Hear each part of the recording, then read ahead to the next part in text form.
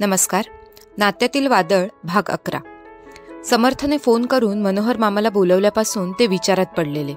घाईघाईने ते दुसऱ्या दिवशी समर्थच्या घरी पोहोचलेच. ताई, काय हे एवढ्या घाईने समर्थने मला का बोलवले?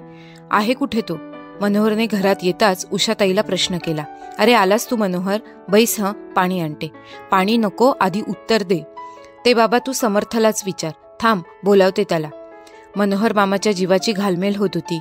काय असेल काय नसेल या विचारांनी ते हैराण झाले होते. समर्थ हॉलमध्ये आला. त्याला पाहताच मनोहर मामाने प्रश्न केला. समर्थ, अरे काय विशेष? एवढ्या अर्जंट का बोलविलेस? सर्व ठीक आहे ना? मामा प्लीज बसा तुम्ही.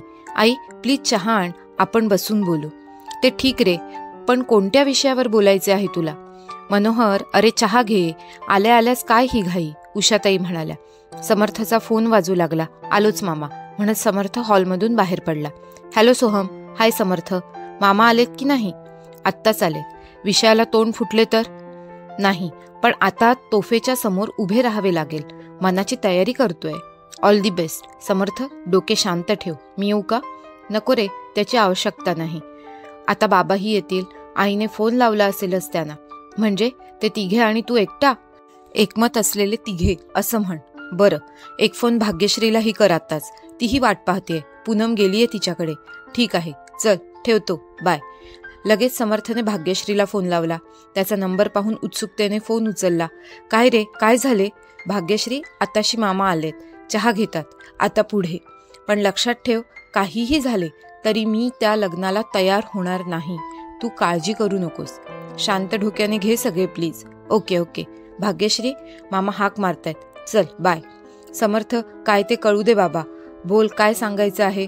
मामा, मला तुमची माफी मागायची आहे. माफी? आणि ती कशासाठी? मामा, तुम्ही विधीसाठी विचारलेत आणि आईबाबांनी माझा होकार गृहीत धरून तुमचा प्रस्ताव स्वीकारला. म्हणजे तुझा नकार आहे की काय? मनोहर मामा मोठ्याने म्हणाले. मामा प्लीज शांतपणे ऐकून घ्या. बोल, तू बोल. मामा, विधीला नकार असे नाही, पण नाही ना? हुश. मामा, तुम्ही मला वाक्य तरी पूर्ण करू द्या. बोल बाबा, आता टेन्शन नाही. तुझं पण मी सोडवेन. मामा, विधीलाच काय, दुसऱ्या कोणत्याही मुलीला माझा नकारच असेल. म्हणजे तू चक्क नाही म्हणतोस, तेही माझ्या मुलीला? मनोहर मामाच्या विधीला? मनोहरा, तूच बघ रे, याचे हे काय चालले? उषाताई म्हणाल्या. ताई, तुला माहिती होते हे, तरी तू गप्प बसलीस.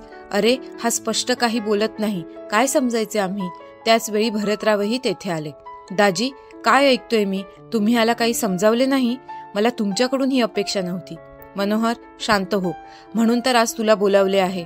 समर्थ, हे काय चालवले आहेस तू? आणि का? तिकडे ती विधी, तू तिचा जोडीदार होणार म्हणून केवढी खुश आहे. म्हणूनच तर प्रथम मी माफी मागितली. माझ्यामुळे तुम्हा सर्वांनाच दुःख आणि त्रास सहन करावा लागला आणि लागतोय. समर्थ, अरे तूच तर सर्वात लाडका माझा. तुलाच जावई करायचे हे मी केव्हाच मनोमन ठरवलेले. मला या गोष्टीची कधी पुसटही शंका आली नाही आणि आता हे समजते आहे. सॉरी, आता मी तुमची इच्छा पूर्ण करू शकत नाही. विधीमध्ये काय कमी आहे तू सांगच. मामा, विधी खूप चांगली आहे. देवाने तिला खूप छान बनवले आहे. गोड मुलगी आहे ती. मग का नाकारतोस तिला? का असा तिचा अपमान करतोस? आपण नाकारले गेलोय याचे दुःख खूप वाईट असते समर्थ. एवढे मोठे दुःख का देतोस तिला? सॉरी मामा, सॉरी. सॉरी शब्द नकोय मला. मला उत्तर पाहिजे. मामा, मला काही महिन्यांपूर्वी याची कल्पना असती तर मी आनंदाने होकार दिला असता, पण आता नाही. दुसरी मुलगी आवडली होय ना? मामाने सरळ विचारले. हो. काही महिन्यांपूर्वी ती तुझ्या जीवनात आली आणि तिचे प्रेम आमच्या कित्येक वर्षांच्या प्रेमापेक्षा मोठे झाले? बाबांनी कडक शब्दात प्रश्न केला. बाबा तसे नाही. मग कसे? आमच्या इच्छा अपेक्षांना काहीच किंमत नाही का? उषाबाई म्हणाल्या. तुम्ही प्लीज समजून घ्या मला. काय समजून घ्यायचे? आपले नाते अतूट समजत होतो. मला मुलगा नाही, तुलाच मुलगा समजून कोड कौतुक करीत होतो. त्या प्रेमाची, मायेची काय लाज ठेवलीस तू? मनोहर मामा म्हणाले. मामा, तुमचे प्रेम, माया सारं मान्य आहे मला, पण मीही कोणाला शब्द दिलाय, वचन दिले आहे आणि वचन देऊन फसवणे जमणार नाही मला. तुझ्या एका वचन या शब्दासाठी आपले नाते तोडतोस तू? पण ते वचन तोडणार नाहीस असेच ना? नुसता शब्द नाही तो मामा, माझ्या भावना आहेत, माझे प्रेम आहे. फक्त तुलाच भावना आहेत? आमच्या भावनांचे काय? विधी आम्हाला सून म्हणून पसंत आहे, त्याचे काय समर्थ? बाबा रागाने बोलले. सॉरी बाबा, मला कोणालाच दुःख देण्याचा, अपमान करण्याचा माझा विचार नाही. पण काय करू, परिस्थितीच अशी आली आहे की आपण आपापल्या ठिकाणी बरोबर आहोत. तुमचे काही चुकते असे नाही, पण मलाही समजून घ्या ना. माझी पत्नी कोण असेल हे मी ठरविले आणि त्यानंतर विधीचा विषय निघाला. त्यामुळे माझा नाईलाज झाला आहे. एका मुलीसाठी, तेही काही महिन्यांपूर्वी ओळख झालेल्या मुलीसाठी तू आमच्याबरोबर वाद घालतोस, विधीला नाकारतोस. हेच मुळी आम्हाला पसंत नाही, उषाताई रागारागाने म्हणाल्या. वातावरण चांगलेच गरम झाले होते. लाह्या फुटाव्यात असे तिघांकडून शब्द फुटत होते. सगळ्यांचाच पारा चढला होता. प्रत्येक जण समर्थला त्याचे कितीनी काय चुकतेय हे पटवून देण्याचा प्रयत्न करीत होता. शिवाय त्याच्या निर्णयाला कडाडून विरोधही होत होता. इमोशनल ब्लॅकमेलही सुरू होते. समर्थ सर्व ऐकून घेत होता. हे सर्व होणारच होते हे गृहीत धरले होते त्याने. तरीही त्याच्या मनाचा तोल जात होता. तो स्वतःला सावरत होता, शांत राहण्याचा प्रयत्न करीत होता. हे तिघे जे रागारागाने बोलत आहेत ते आपल्यावर खूप प्रेम करतात हे तो जाणून होता. त्यांच्या दृष्टीने ते आपले चांगले व्हावे म्हणून बोलतात, म्हणून तो शांत होता. आई, बाबा, मामा, तुमचे सर्वांचे मी ऐकून घेतले. आता माझे तुम्ही ऐका. तुम्ही कितीही मला बोललात तरी मी त्याचा राग मानणार नाही. तो तुमचा हक्क आहे. तुम्ही मोठे आहात, माझ्या भल्यासाठी बोलता आहात, सारं सारं मान्य. फक्त थोड्यासा वेळेचा प्रश्न आला इथे. मी मघाशीच सांगितले आहे, तुमचे म्हणणे काही महिन्यांपूर्वी मी मान्य केले असते. एनिवे, तुम्ही मानता ना, जोड्या शेवटी त्याच्या इच्छेने होतात. त्याने वर हात केला. म्हणूनच आता दैवाने जे ठरविले आहे ते आपण मान्य करूया. तुम्ही मला आशीर्वाद द्या. क्षणभर शांतता पसरली. म्हणजे आम्ही एवढे बोललो त्याचे काहीच नाही, उषाबाई म्हणाल्या. मनोहर मामा, तुम्ही माझे आवडते मामा. आजपर्यंत तुम्ही मी जे मागितले ते दिले. हा तर माझ्या उभ्या आयुष्याचा प्रश्न आहे. मी मला आवडलेला जीवनसाथी मागतो. मी विधीला नाकारतोय असे समजू नका. एवढे प्लीज मला द्याल, प्लीज. तुम्ही हो म्हणालात की आईबाबांचाही विरोध कमी होईल. अरे पण समर्थ, तुला माझी परिस्थिती समजत नाही. तुमच्याकडून होकार आल्याने गावात, नातेवाईकांच्यात ही बातमी पसरली आहे. शिवाय विधी, तिला कसे समजावू मी? ती तर तुलाच भावी पती मानू लागली आहे. तुझ्या एका नकाराने खूप काही तुटेल, खूप काही रे. मामा, आय अंडरस्टँड, पण मी तरी काय करू? या जबरदस्तीच्या नात्यात कोणीच सुखी होणार नाही, ना विधी ना मी. मग हा अट्टहास कशाला? समर्थ, मला तर काही समजेनासे झाले आहे. मनोहर मामा हताश होऊन म्हणाला. मी बोलू का विधी बरोबर? समर्थ म्हणाला. मी तर याविषयी बोलूच शकणार नाही. माझ्या मुलीला आधी मीच स्वप्न दाखविले आणि मीच ती कशी काय तोडू? हे माझ्याने नाही होणार, ते अजिबात नाही. मामांच्या डोळ्यात आसवं जमा झाली. मामा, विधी बरोबर मीच बोलतो, समजावतो तिला.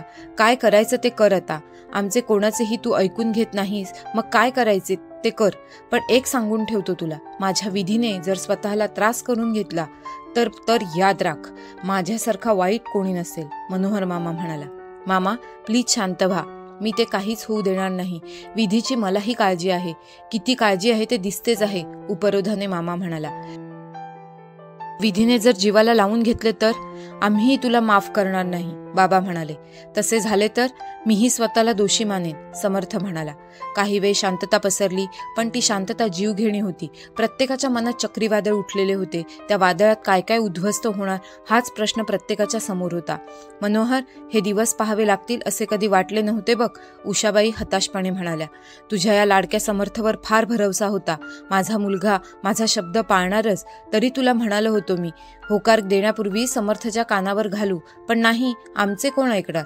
शब्द देऊन मोकळी झालीस, बाबा म्हणाले. अहो, असे वैतागताय काय माझ्यावर? हा असा वागेल असे स्वप्नातही वाटले नव्हते हो, रडत रडत उषाबाई म्हणाल्या. ताई, रडू नकोस. दाजी म्हणतायत ते खरेच आहे.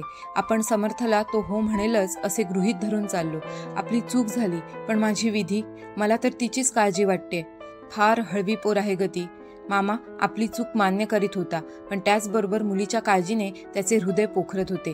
भरतरावांना विधी आवडत असल्याने त्यांनाही समर्थचा नकार जिव्हारी लागला होता. तर उषाबाईंचे तर स्पष्टच मत होते की हातचे सोडून पळत्याच्या पाठी लागला समर्थ. ज्या मुलीला पाहिलेले नाही, जिचा स्वभाव संस्कार आम्हाला माहीत नाही, अशी सून का करून घेऊ? त्यांचे मनही समर्थच्या विरोधात बंड करीत होते. पण समर्थ ऐकून घेत नाही. आता आपल्या हातात काही नाही याचेच दुःख त्यांना जास्त होते. तरीही अजूनही त्यांनी आशा सोडली नव्हती. विधीच आता समर्थचे मन वळवेल तीच एक शेवटची आशा. शांततेचा भंग भरतरावांनी केला. स्वयंपाक तयार आहे ना? हो, वाढा तर मग जेवून घेऊया. मी नाही जेवणार, मनोहर म्हणाला. मनोहर, असे असे काय करतोस? ताई, खरेच भूक नाही. अरे मनोहर, तसे म्हणून कसे चालेल, जेवावे तर लागेलच. अगं पण मनोहर पुढे काही बोलणार होता. मामा प्लीज जेवून घेऊया. तुम्ही जेवला नाहीत तर कोणाच्याच घशाखाली घास उतरणार नाही. जेवून आपण लगेचच निघूया. मी स्वतः विधी बरोबर बोलतो आणि तुम्हाला वचन देतो, विधी जो निर्णय घेईल तो अंतिम असेल. मग तर झाले? हो, हे उत्तम, उषाबाई म्हणाल्या. हे वचन ना? नक्की? मनोहरने विचारले. हो, अगदी नक्की. विधी घेईल तो निर्णय मला मान्य, समर्थ हसून म्हणाला. तर मग ठीक आहे ताई, वाढ मला. मनोहरच्याही मनात एक आशा डोकावली. डोक्यावरचे टेन्शन कमी झाले. हे आधीच बोलला असतास तर हे तणावाचे वातावरणच तयार नसते झाले, भरतराव म्हणाले. उषाबाईंना उत्साह आला. त्या लगबगीने वाढण्यासाठी उठल्या. वातावरण थोडेसे निवळले. जेवण झाले. बोलल्याप्रमाणे समर्थ आणि मामा निघाले. समर्थ गाडी चालवत होता. वातावरण नॉर्मल ठेवण्याचा तो प्रयत्न करीत होता, पण मनातून थोडा धास्तावला होता. विधी आपलं ऐकेल, आपल्याला समजावून घेईल हा विश्वास वाटतोय, पण तसे झाले नाही तर, या विचारांनी तो अस्वस्थ होत होता. घरातले वातावरण थोडे नॉर्मल व्हावे म्हणून आपण बोललो आणि तसे घडलेही, पण आता विधीला समजावून तेही व्यवस्थित समजण्याची जबाबदारी आपल्यावरच आहे. आपणच ती आपल्यावर ओढून घेतली. बापरे, किती वेळा भाग्यश्री म्हणाली होती, शांत डोक्याने बोल, शांत राहा. शांत राहिलो, पण हे वाक्य बोलून गेलो. आता या वाक्यावरच सगळं अवलंबून. हे असे कसे बोलून गेलो? हे एक वचन, एक वाक्य आपले भाग्य ठरवणार, आपले भविष्य? छे, फाजील आत्मविश्वास होता आपला. पण आता काय? Oh God, please help me, please. मनोमन तो देवाला विनवित होता. स्वतःला शिव्या देत होता.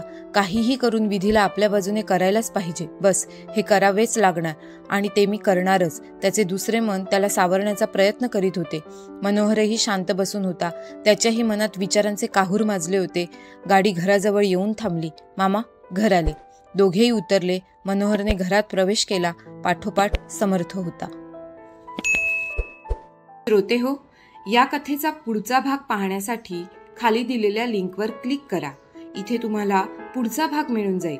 तसेच चॅनलवर नवीन असाल तर लोगोवर क्लिक करून चॅनलला सबस्क्राईब करा आणि पुढील व्हिडिओचे नोटिफिकेशन त्वरित मिळवण्यासाठी बेल बटन ऑन करा. कथा आवडली असल्यास लाईक, शेअर आणि कमेंट करा. तुमचा प्रतिसाद आमच्यासाठी खूप महत्त्वपूर्ण आहे.